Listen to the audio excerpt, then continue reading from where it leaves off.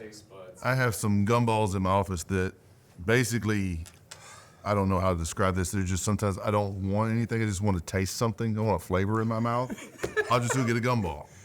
And for the 5 minutes, it's flavorful. It's good. And then I move on. I just love that. Right. I don't want anything. I just want to taste something. Yeah, just give me some kind of sensation. that's what I'm looking for. Speaking of you really redid your office recently. I wish Yes, I we had some did. before and after pictures. Tell me what went into that. Well, it was real simple.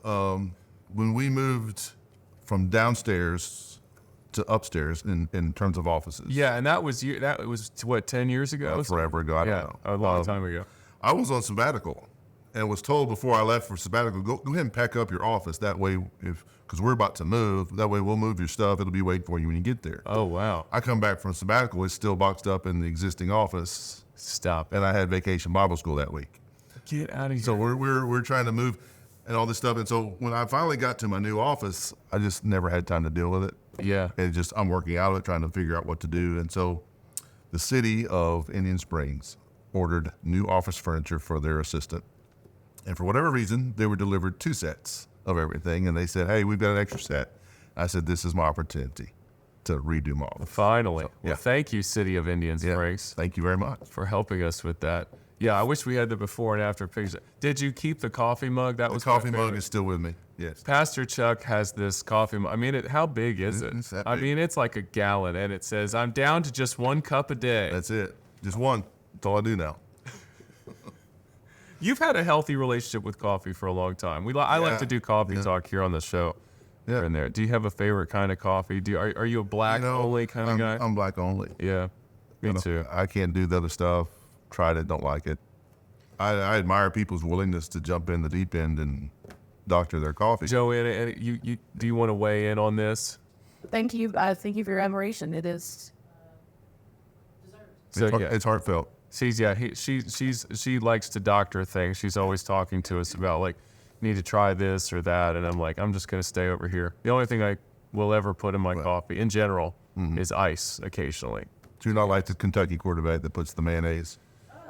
Is that for real? Yeah, Is real that a deal. thing? Is that why I they're think he winning? got an NIL deal out of it with mayonnaise company. Bring out the Hellmans and bring out the wins for Kentucky. Yeah. Go Wildcats. That they are the Wildcats. They right? are the Wildcats. Okay, that's what. Sorry, Kentucky. You know, you're that irrelevant in football. We don't even remember your mascot. Speaking of football, Yeah. I feel like and this is amazing because we didn't even talk about this. No, I had no idea this would happen. It's just fortuitous. So I have long bemoaned the fact that Birmingham is not an NFL town. No, it's not. They've tried. That's true. It's not for lack of trying. Yeah, there has been professional football. Even like last year, they were playing games. And Yeah. are they still doing it this year? Well, the Stallions. It's not NFL. I didn't even know. I didn't even know about that. So they've tried. They've tried. It hasn't happened. No. But I'm from the great city of Baltimore or nearby, and I've been a Ravens fan for as long as I can remember. And then this was years ago we were talking, and you were like, I'm sorry to report to you that I'm a Steelers fan. Yeah. I hate to break that news to you. Because they're like mortal enemies. They really are. It's one of the most violent rivalries in professional sports. There's a lot of hatred. Which is weird to me because the Ravens as a franchise haven't even existed that long. It didn't take long. They're a very physical team on the field. Yeah. Steelers pride themselves on being the same way. Right. Put those two on the same field and things happen, right? Well, and it really is one of those things because they had their first game of the year a couple weeks ago, and I think everybody was picking Baltimore because Baltimore seems like they got more talent this year, and I was like, absolutely not. You never know what's going to happen. No. Sure enough, the Iron Curtain prevails again. Tell me, when did you? Because you're from Florida, right? I am. A couple things, really. My dad's parents were from southeastern Ohio, so about 100 miles west of Oh yeah, there you go. Pittsburgh. So when we'd see them, Steelers would be on TV, and they follow the Steelers some. And then two, when I started watching football was in the 70s, and who was winning Super Bowls Right. was Terry Steelers. Bradshaw, Terry the Bradshaw. whole thing. And so I was Terry Bradshaw in the backyard, Yes. and I convinced my brother to be John Stallworth, and Of course. we would have fun. But is in the 80s, I had to be Bubby Brister, and that just wasn't as cool. It was not nearly as cool. No, you had to, you guys suffered for a long time until Big Ben came around. Yes, we did. How many championships do the Steelers? Is it 6? I think 6. Wow, yeah. What a great that's a great franchise. My hat's off to you. I don't have any real sports hatred. I do love the Ravens though, so I hope they keep on going. So thanks for humoring me. Sure. Maybe in the thumbnail for this podcast it can be you and me just glaring at each other. We can just put on the face. I don't know, something like that. Sorry, I left my terrible towel. Hey, I think that's a great gimmick. It's kind of like the Mississippi State with the cowbells. You got to have something. So let's say we went through our football talk. Both of us, Chuck and I both have smiles on our faces because both of our teams won yesterday. Josh Pike was kind enough to give me. We do need to talk about yesterday here in just a second, but Josh Pike was kind enough to give us the TV today because we're going to do a new segment. I think we're going to do it these next few weeks, entitled "Where in the World is Pastor Mac?" Joanna, I know you love this idea. Thank you. Yes. Do we have any theme music for that? Maybe it depends. If is Pastor Mac, where in the world is? Okay. Now I sang that to somebody yesterday, and they were and I looked at them and they just gave me a blank stare and I'm like, you have no idea what the Carmen Sandiego thing. No. Little known fact. That before Carmen Sandiego was that fun show on public television, it was a PC game published by Broderbund Software. Okay. Joanna, Most homeschooled of homeschoolers. that was a very homeschool thing for me to know. I guess it's kind of a closet video gamer thing for me to know too. Okay, so where in the world is Pastor Mac? We'll start here. Standing with one of the natives. Not really sure. Oh, that's not a real person. Okay, so he's standing with. What do you think? What do you think of it? Do you have any guesses here, Pastor Chuck? There's a lot. May have been tipped off through Facebook. But I gotta say, the picture doesn't look like where you think it would be. Yeah, it's so we actually know where he is, but that's not the point. It's more fun to just make up a story about the fact that he's standing next to a large wooden man with a huge axe. What else can we talk about? Well, of course, he's Pastor Mac, so he's looking at rare books. He's doing good. He's doing good there. Hopefully, he didn't purchase too many of those. He's mentioned multiple times how Miss Debbie gets frustrated. Here's the point, though. No matter where he is, if there is a Krispy Kreme, Pastor is going to track it down. Found it. The Krispy Kreme coffee, which that looks a little bit more classy than the ones here in the U.S. It does. This is in London. It does. I guess they had to do that to stay in They business. hid their machine that makes the donuts. Here they put the machine out front. I know. It's like the symbol of American ingenuity. Right. It's right there in the front. We should see how it's made. They don't want to know. Don't want to know. Don't show them how the sausage is made. And finally, this is my favorite one. And Miss Debbie posted this confidently on Facebook, so I'm not violating anything here. But here is Pastor Mac having fallen asleep reading something. And Chuck and I were trying to figure this out, and I'm going to zoom in here. We can do a little, enhance it. Actually, Chuck, do that for me. Say enhance it. Enhance it. Yes, okay. Oh, I blew it. Try it again. Enhance it. Yes, enhance. Okay, here we are. We've enhanced. What is this? A garden? Is that what that says? A great. And terrible king. It might be So it. Pastor is like so frustrated with me that on his sabbatical, a great and terrible Kirk, trying to figure out how to get rid of me. I'm thinking this picture is not a good endorsement of the book. Why is that? Because he's dead asleep He's while out. reading? He's out. It put him out.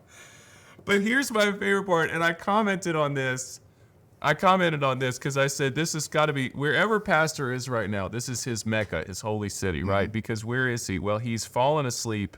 He's right inside, and I thought he was inside, but he's right outside the Churchill Lounge. That's it. The Churchill Lounge. That's what I expect to find him. Which that's what I was thinking, but I didn't realize this because I texted him, and he was like, "No, I didn't go in the Churchill Lounge. That's a smoking lounge."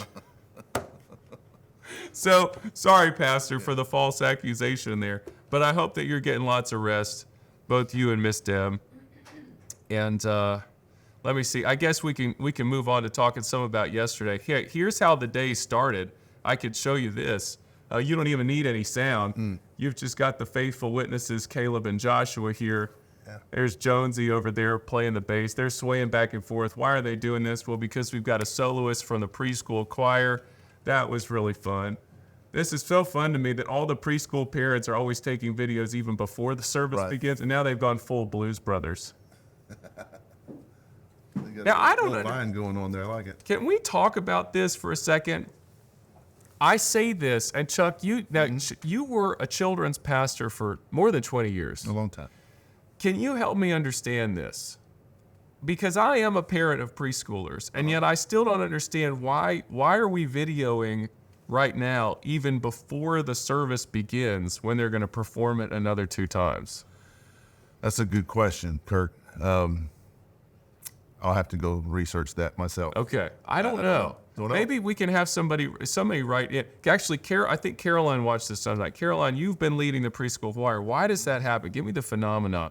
Why don't I understand it? Because I'm worried I don't love my kids enough. Well, maybe in the 30 for 30 special, Used to do it 30 for you 30. see the performance and then you see the backstage. That must be what we got to have B-roll. Yeah. So we can make this special. So that's how things started yesterday. It was a great day. I even did a Facebook post about it. And we there was just so much. I hope that you were pleased, Pastor Chuck. I mean, just with I was. It was a good day. I felt like we did get a chance to highlight just what was happening with families, you know. And then we had the baptism. Karis Broderick was very baptized. nice. It was very sweet. That was. We had another Pastor Chuck come in. Imagine that. Imagine that. 2 in one day. To perform the baptism. We had the re-engaged testimony, which, man, that was nice. That was Jared really did a really good job with that. We want to keep him.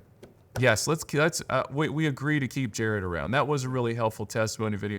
And that's not the only one, right, Jared? We're probably going to have more of those coming up. Yeah, there's a couple I would really love for their story to be told. That would be really cool. It's very different from the story yesterday, where the Rutlands they came in to re-engage, doing great. Yeah. But felt like, hey, here's some things that we can still do to improve our marriage and strengthen it. And that was really helpful. I think this is a story that we hear a lot, is their story. But there are other stories where God just totally came in and transformed something that was on fire, and really cool to hear. So looking forward to sharing that soon. While we're on that, tell us about like what your expectations are for then the next semester of re-engage, and like how many other couples are you looking for to fill that out? So as a result of yesterday, somebody went ahead and signed up. Oh, for the great! spring. I was hoping for that. Yeah. So it just kind of depends on leadership, and we're working towards figuring out what leaders will be available in the spring. But typically, we've been running 14, 15 couples in the semester. That's great. What is the max do you think you guys can handle? Again, that'll depend on leadership. Yeah. Got it. But I would anticipate in that same range, ballpark, of being able to have access to that many couples. And we've put together a curriculum for kind of a next step. And so if you complete re-engage, we've got 2 semesters of folks one is completed, one's about to. And so this coming spring, they'll be able to do that second part. Yeah. And it's something that we put together with Kathy Napier, and praying for you, Kathy. Amen. And we would love for them as a next step to kind of go through that. It goes a little bit deeper and cover some areas that we didn't cover in re-engage. So, one thing and you mentioned this yesterday, that I think is maybe undersold as part of the re-engage experience, is hearing everybody's testimonies, not only that are in the group, but you have couples come in and just give testimony of God's triumph amidst hardship. Absolutely. And, a big part of re-engage is the small group experience, and you're getting to know other couples and share. And what you learn in there is we're not alone. The problems and things that we're experiencing, most everyone else is going through as well. That's the value of that. The value of the large group is we do bring in couples, as you mentioned, and they get to tell their story. And there are couples that you would see on Sunday that you would think, well, nothing's ever been wrong with them. They're always happy. They're always smiling, because maybe you see them at a distance. You don't really know them. Yeah. Maybe they're in leadership. And then you find out, okay, they've been through so many struggles. They're real people. I can relate to them. I can connect to them. Or they've been through something that we've been through, and God's brought them through. That gives me hope that, what we're dealing with, what we're going through, we can survive as well, and even come through on the other side stronger. Being able to see behind the curtain, behind people's eyes. Absolutely. It just, that's one of our values at the church, relationships with authenticity. And I just can't overstate how important I feel like Reengage is a part of that. What's it just to help, mainly to know you're not alone. Yes. Your struggles are not unique to you. And there are other people who God has helped, and he's willing and desiring to help you too. That really does encourage me. So if you haven't already signed up for the Ye Old Reengage, it's coming up in the next semester, and you could talk with Pastor Chuck about that. There's probably an online sign up too, right? If people want to do that. valleydale.org/family. You can register there. We'd love to have you join us. If you're having trouble finding it, just find me and we'll hook you up. So talk to me a little bit about this message from yesterday, because you came to a place where you went, and I'm going to show a picture if I can get it back up here, but you came to a place where you were starting to talk about why people stay together. And talk us back through that opening Family Feud illustration, because that cracked me up. Well, Family Feud kind of came about, the idea came about because in Reengaged, many of the things that were, really the whole message came out of kind of our experience in Reengaged, things that we're seeing couples deal with and things that they struggle with and experiencing. When we teach this lesson, we teach a similar lesson to what was shared yesterday. You just watch the faces of the people in the crowd, and there are times when folks you can just see them doing the mental algebra of, oh, that's what I'm supposed to do. That's what marriage is supposed to be like. Or they're replaying kind of maybe their life in their head, and they're seeing things kind of stack up, and you just see the light bulb come on. And I thought, why not share this with the church at large? And, if couples could get this one thing, it would head off a number of other things that are going on. But the answers in the Family Feud, those are things that I've encountered over the months and years of doing this, that people just say, hey, this is what I think my marriage is about. This is what, this is how I got into it. This is what it's doing for me. This is what I'm searching for, seeking for. Well, that was something that really struck me, is that you spoke everything with such confidence, and it seemed like that confidence was derived from experience. Oh, yeah. Like obviously you've been married to Tamara for a long time. You guys have a Christ-centered marriage, but now being in this position of leading and counseling other couples, it was just so real from the beginning. Well, it's just based out of the things that we're observing, and having conversations about what things we talk about. We're seeing those things come to the surface, and I thought, we're seeing this in a limited sense, how much more prevalent it is in a larger church-wide sense. And so let's address that and talk about that, because if this subset is going through it, then you figured the whole is as well. Well, and as always, you took it right back to Scripture, and I really appreciated your thesis talking about God's design in chapter 2 of Genesis. Speaking of Genesis, where this is laid out how marriage is supposed to be a covenant. Then contrasted, obviously we know sin comes to the world in Genesis chapter 3, fall of man, whole thing. But you applied that by saying, well, in this part, then the marriage just becomes kind of a contract. As sin enters the marriage, then we just feel more contractually obligated to one another, as opposed to fulfilling the commandment of Christ. Yeah, I think what you see with Adam and Eve is, once they start listening to God and putting God at the forefront of everything, well, once you take him away, who replaces him? I do. Right. And you can't do that. Right. And I can't do that. It doesn't work well. It doesn't. You read the story, it doesn't end well.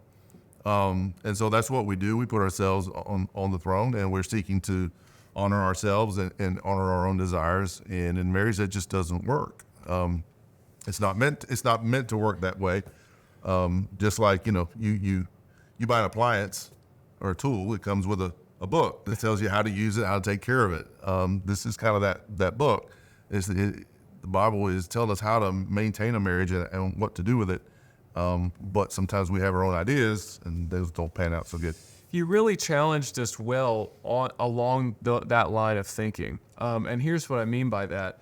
As I was reading this text, and I even prayed it corporately yesterday, just thinking about how controversial this text has become in our day and age. That God created man, he created woman, he created them in his image. Those are the only genders he created. Sure. That he created them to exist as a one man, one woman union in marriage. And like you, I think wisely assumed that as you began the message. And I guess like I would say coming alongside that is so many, I fear that people in our culture are like, well, at least I'm not going this way. Like at least I'm just staying in a marriage and I'm sticking it out, that sort of thing. But you were showing us how that's barely the baseline. What God is calling to us is So much more. so much more than that. Well, and I got really good counsel from my very wise wife. Indeed, Miss Tamara. Shout out to Miss Tamara. She helped me because the way my brain works, I'm not like the normal pastor who can sit down with a text and go, okay, 1, 2, 3. Here's the 3 points. This is the direction. Here's how they link. Yeah, right. In my mind, I see things like a spider web. Totally, yeah. 1 is here, 2 is around the corner, 3 is back over here, Yeah. and you pull 1 and then they all move. And so That's a good point. I see the linkage between everything. So my challenge with this is just sticking to the simple concept of this is what marriage is, bottom line. Because I think if you understand that, then all those other questions begin to then fall away. And I think rather than try to address all the different ways that we've redone marriage, let's just say, no, marriage This is is what this. it is. And then everything below that kind of goes, okay, if it's this, then this can't be, and this can't be, and this can't be. It's a safe space to do that, in that Sunday morning gathering. Like we have to have the space to do that, where it's like, hey, we're going to safely assume that we understand this baseline, and now let's look what a Christ-centered marriage between a man and a woman looks like. And props to you for listening to what Miss Tamara said. Well, it's worked out for me pretty well when I do. So I think the strongest amen that you got yesterday, I don't know who said it, it was a woman. The strongest amen that you got was when you said, like, how often a husband needs to remind his wife that he loves her. Right. And you were like, just men, we're kind of like, well, I told you on the wedding day, I thought we took care of that. Which I was like, yeah, I mean, it makes sense to me. And then you're like, but you need to tell him every day. And one woman in the back, hey, man, really loud. Was that you, Joanna? It was Joanna. I happen to know who it was.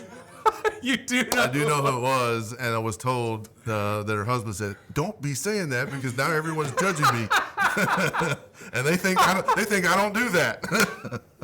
I said, "I'm sorry, but appreciate the amen." Yeah, I appreciate it. That was so good. Man, I tell you, speaking of people being involved, in the second service, I could tell there were some serious Family Feud watchers. Because as soon as the theme song started playing, people started clapping. They were like clapping. doing the shit. They were having fun. They were having fun. In the first hour, I had said, this is how it's going to work. I'm not going to call out, for your responses, and someone responded anyway. And fortunately, it was right there on the board. It worked out. It was a good answer. Yeah. It's up there. It's Good up job. there, Chuck. Yeah, that was cracking me up. I was talking. Apparently, like the real Family Feud has kind of gone off the deep end. Yeah, it's like kind of innuendo. It's not family friendly anymore. Yeah, what a shame. What a shame. Well, that yesterday was obviously very family friendly, and I think that really got our attention. That was a helpful message. Well, if you guys want to check out the message, Jared, is it already on YouTube? Yeah, it's already on YouTube. So you guys should do that. We already talked about how you can respond by getting involved with Reengage. Now, we talked about how people can sign up to be involved, but like if they want to be a leader, let's talk about that. That's a little different process. If you would like to be a leader, we would love to talk with you about that. Basically, we would put together kind of a pilot where we would walk you through some training. Okay. One, we're not counselors. I'm not a counselor. We're not training people to be a marriage counselor. Sure. I hear what you're saying. Basically, what we're doing is just straight up discipleship. We would ask you to be kind of a facilitator of a small group conversation. And basically, we have a curriculum already set, and you just follow along the guide and just help the conversation go. And sometimes you ask questions and you wait and listen. Sometimes you may press in a little bit. And but it's making sure that the group is connecting well and talking and staying on task. Well, I hope that the Lord's going to bring you guys enough leaders. Man, I'm really, really encouraged at how many participants the Lord has brought to you as well. Well, let me think of a couple parting notes. One is we got Upward coming up. Oh, man. Evaluations start tonight, right? Tonight and tomorrow. We have over 200 kids signed up for basketball alone, which is crazy. Normally we have around 120, 125. I'm not sure where they're all coming from. Wow. Yeah, Matt, you guys might already know this, but Chuck's our family's pastor and rec pastor. Really? Does both of those full-time jobs simultaneously.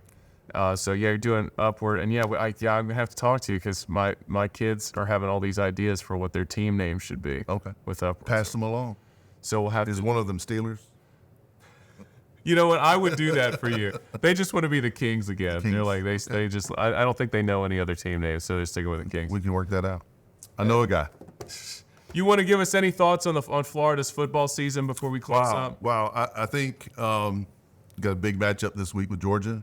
Whoa, I didn't realize that. Yeah, that's huge. So, not expecting that to go our way, but, crazier things have happened. That is true. They're getting better. They're improving. It's slow.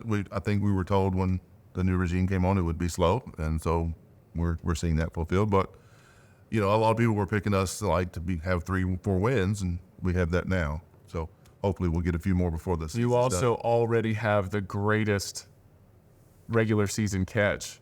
I said That was pretty amazing. That was unbelievable. Pretty amazing catch. The guy completely laid out, one-handed cut, man. Turned around and got nailed and held on to it. The ball. How in the world did he do that? I don't know. One thing. So I watched that catch. This is funny. I watched that catch so many times that now the algorithm. I think it was on Twitter. The algorithm keeps showing me Florida football clips. Okay. So they're like trying to, brainwash me into being a Florida fan. Right. But my favorite, have you seen these? Are all the Florida clips with the Spanish announcers. Oh, You have got to. Oh, it is the best. It just puts a huge smile on your face because they announce it like it's like soccer. Right, right. And the bombastic. It's just awesome. I love listening to that. I'll send you a couple of those. Hey guys, thanks for tuning in. This has been really fun. We got Pastor Chuck did a great job, and we got Josh Wilkes on the mound next Sunday morning. Also, Fall Fest is coming up. We didn't even say anything about Fall Fest, but you need to make sure to pre-register your family and get your trunk or treat ready. All information for that is available at valleydale.org/events. And we will see you, I guess, Wednesday night. We'll see you when we see you. Yep. Say goodbye, Pastor Chuck. Goodbye, Pastor Chuck.